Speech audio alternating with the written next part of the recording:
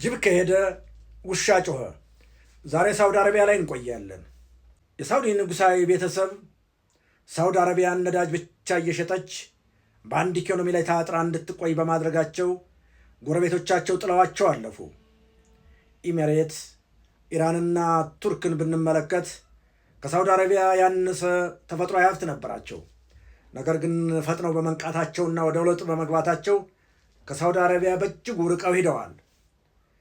ይህንን ዘግይተው የባነኑት ንጉሳውያን ቤተሰቦች አሁን ወከባ ውስጥ ገብተዋል።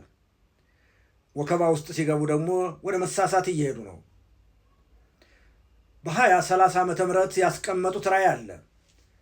ከነዳጅ ሻጭነት ወደ ኢንቨስትመንት ለመቀየርና ብዝሃ ኢኮኖሚ ለማስፋፋት ሙከራ እያደረጉ ነው። ይሄ ሙከራ ግን ሰላማዊ አይደለም። ዲፕሎማሲያዊ፣ ፖለቲካዊና ወታደራዊ ነውጥ ውስጥ ገብተዋል። ራሳቸው ነውጥ ውስጥ ገብተው የምስራቅ አፍሪካን ወይም ደግሞ የአፍሪካ ቀንድ ሀገሮችን ነውጥ ውስጥ ለማስገባት ከፍተኛ ጥረት እያደረጉ ነው። ይህ አለመረጋጋት ለሳውዲ አረቢያም አይጠቅምም። ሳውዲ አረቢያ ትኩረት ያደረገችባቸው የአፍሪካ ቀንድ ሀገሮች ከቅርበትም ከተፈጥሮ ሀብትና ከቀይ ባህር ጋር ባላቸው አጎራባችነት ምክንያት ትኩረታቸውን እዚህ ላይ አድርገዋል። ሳውዲ አረቢያዎች ወከባ ውስጥ ገብተው የምስራቅ አፍሪካን ፖለቲካ እያዋከቡት ነው። እነዚህ አምልጠዋቸው ከሄዱ ሀገሮች ጋር በሰላም አብረው መስራት የሚችሉበት ሁኔታ እያለ ፍጥጫ ውስጥ ገብተው በምስራቅ አፍሪካ ለመፋለም ይፈልጋሉ። የመፋለሚያ ሜዳውን ደግሞ ምስራቅ አፍሪካ አድርገዋል። ይሄ ለሳውዲ አረቢያም ለምስራቅ አፍሪካም አይጠቅምም። ሳውዲ አረቢያ በ2030 ላይ ያዙት እቅድ ግብ ሊመታ የሚችለው ሰላማዊ የኢንቨስትመንት ተግባር ሲያፈጽሙ ነው።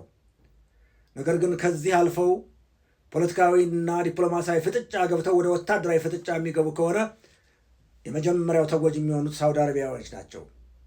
እንደሚታወቀው በየመን ውስጥ ከሁቲ ታጣቂዎች ጋር በከፍተኛ ደረጃ ይፋለማሉ። ከበስተጀርባ ደግሞ ታላቋ ኢራን አለች።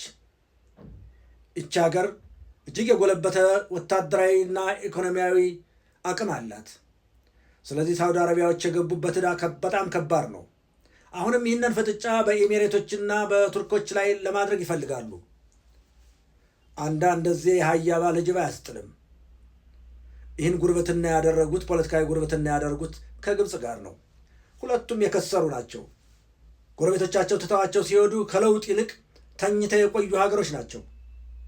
እነዚህ ሀገሮች በወታደራዊ አቅም ሌሎቹን እናንበረካለን ብለው የሚያስቡት በጣም የተሳሳተ ሰሉ ነው። ምክንያቱም ሁለቱም ሀገሮች በወታደራዊ ዘመቻ የትኛውንም ሀገር አሸንፈው አያውቁም።